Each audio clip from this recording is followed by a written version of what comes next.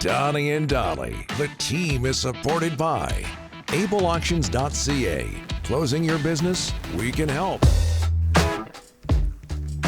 I can't believe you're getting backed up on this Fitzy situation. Love it! All of our guests today, including Paul Dolan, sponsored by Basant Motors. Get big holiday savings this month at Basant Motors. Huge deals, gifts with purchases, and even Visa gift cards. Stop by their dealership located at 16315 Fraser Highway in Surrey, or check them out online at Basant Motors, BASANTmotors.com. Whitecaps lose the MLS Cup final Saturday down in Florida. 3-1 the final. Miami FC emerging victorious. Paul Dolan, Whitecaps analyst, Canadian Soccer Hall of Famer, was there. Paul, thanks for doing this, sir. How are you? I'm great, guys. Really good. Jesper Sorensen said at the end of the game, obviously when you lose, there's tears, but he said that they're tears of pride. And you never want to be that happy loser by any means. But the season that the Whitecaps had this year, even with the way it finished in the final, unlike the CONCACAF Champions Cup where it was just a bad game for the Whitecaps, I thought they were the better team on Saturday. Maybe deserved to win, but the best player in the world had other plans, and it was a game of soccer that didn't go the Caps' way on the day. Well, maybe you could expand on that, Dooley. And I say that in large part because our Bayside Oceanfront Resort inbox is inundated with people who felt the Whitecaps were the best team on Saturday. It sounds like you agree with that. I do. And there was lots of talk, too, about, if only the Whitecaps had this game at home. And yes, 55,000 in their favor, knowing the turf and some of the other variables, having Miami fly across the country. But I was just talking to Rye about this. I actually feel like the 2:30 kickoff in 85-degree temperatures, humid, by the way. I was sweating upstairs with a little bit of a breeze in the stadium high up top under cover. But the guys out on the field, they didn't seem to be affected, the Whitecaps, as much as even Inter Miami with that afternoon kickoff. So I don't feel like there was anything where the Whitecaps really could have done any better. Obviously, the first half, they didn't play extremely well in terms of combination play and creating chances, but they limited Miami as well. And I think they had the best chance of the first half with that Sabi opportunity that was stopped by the keeper really well. Yeah. And in the second half, the first 20, 25 minutes, they absolutely smashed the Miami team, who I don't know if it was by design with the lead we're sitting, or were looking to counter the Whitecaps, or if they really were kind of legless at that point. But the Whitecaps dominated, scored the equalizing goal, and then you can use the Nathan Lafayette reference where he hits the post. But, you remember the old Carl Robinson, it's a game of margins or a game of inches. Yeah. And Sabi hits both posts. Yeah. The follow-up also hits the posts. And the good luck that the Whitecaps had against LAFC, perhaps, when they had that three-post sequence go in their favor, you see it there. Yeah. This time it didn't. And that really was the game and the turning point of the game in a nutshell right there. And then, of course, the giveaway by Kubas to the last player in the world that you want to give it away to. There it is, where it's not like him. It's not characteristic of Andres Kubas to get caught in possession. We know what he does defensively that's so good, but he's also tidy in his possession in midfield. But Messi's the one who scoffs it, and then he plays in the ball. And then that touch there, too. That's so nice. Yeah. Beautiful. Yeah. Like and by the way, the first goal that he sets up as well, where he's dribbling around three Whitecap players and then puts DePaul in to then get the ball into the box. The opening goal, which is a heartbreaker as well, right? The opening goal being there's a ball in from Rodrigo, but it goes off of Ocampo. He's trying to do everything he can to come back and defend Ocampo, and it's just bad fortune. So two really big pieces of bad luck. This one from Ocampo, and then the one where Sabi hits both posts. Yeah. And then the giveaway from Kubas, and that's the game, and that's what happens in finals. Yeah, to Ocampo's defense, that ball gets across is probably going in the net anyway on the own goal. What did Messi show you in the second half? You touched on it there, just so subtle, so magnificent. You saw, Donnie, there. You saw all the skills. You saw that winning mentality, that experience and everything else. But one thing that you may not have seen is at the final whistle, at the end of the game, and the celebrations and everything else. Something I haven't seen in Messi since he's been at Major League Soccer.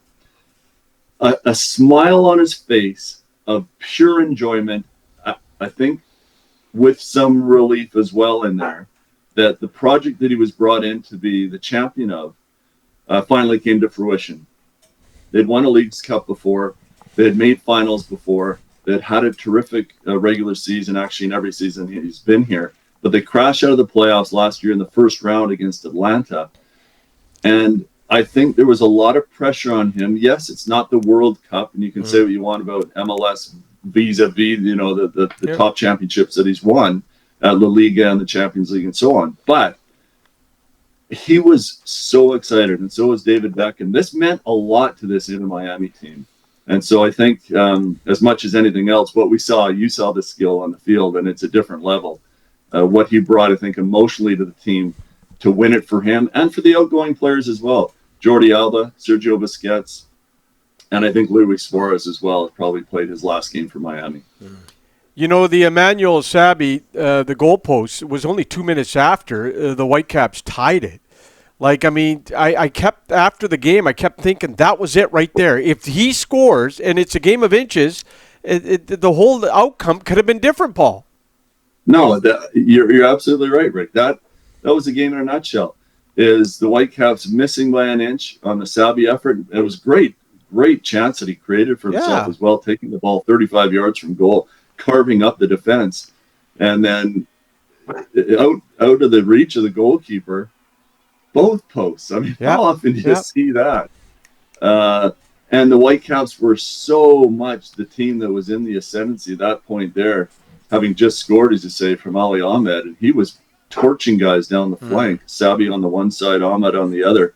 And there's been a lot of question about why did Ali Ahmed come out too. We didn't have a chance to talk to Jesper Sorensen about that, or we did, but I didn't think it was the right time after such a good season and obviously a heartbreaking loss about why he was brought out. I can only think he was absolutely gassed because he had run so much down that flank.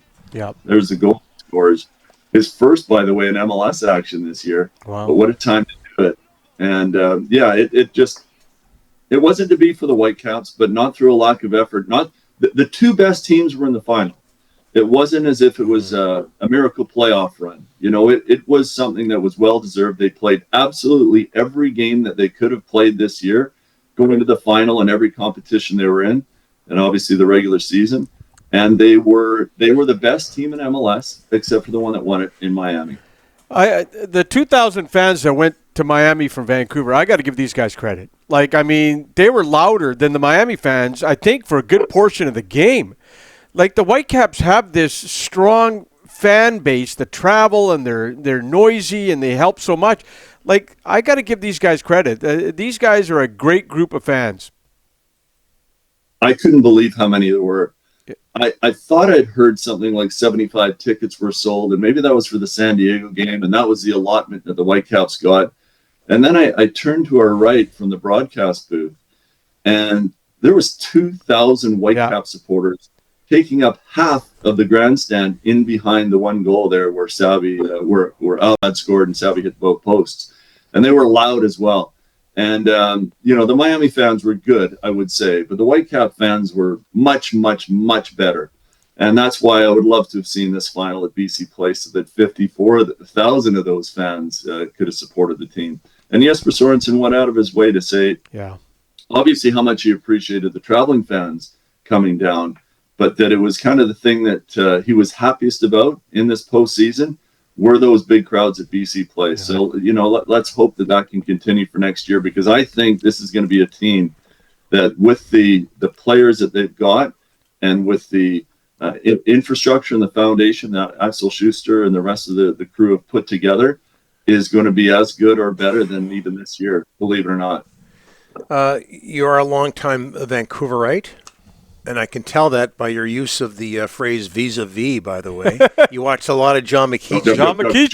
John McKeechee growing up. You also know all about the P&E grounds, East Vancouver. We all have heard the stories, Paul. It gained more traction over the weekend. Would a stadium in East Vancouver on the Hastings Racecourse grounds work for the Whitecaps and maybe the Lions? Yeah, well, Messrs. Taylor and Dollywall. There's another McKeechee for you. I almost spit my coffee out on that one. Very good. I love McKeechee. And football of another kind. Speaking of another JP McConnell. JP McConnell. Yeah, if you're talking about the Lions, I'll leave that to Farhan or someone else. But with respect to the Whitecaps, it's got to happen. I'm hearing good things. What do I know, though? There's rumors both sides. You saw how adamant Don Garber was about making sure that if the Whitecaps are going to stay in Vancouver, then there needs to be an outdoor stadium that is separate from what they have right now at BC Place. BC Place, obviously, they're going to need to play in for the next few years, but the Whitecaps need a place. For me, obviously, Empire has a lot of history for Vancouver Whitecaps back to 1974 in that same area.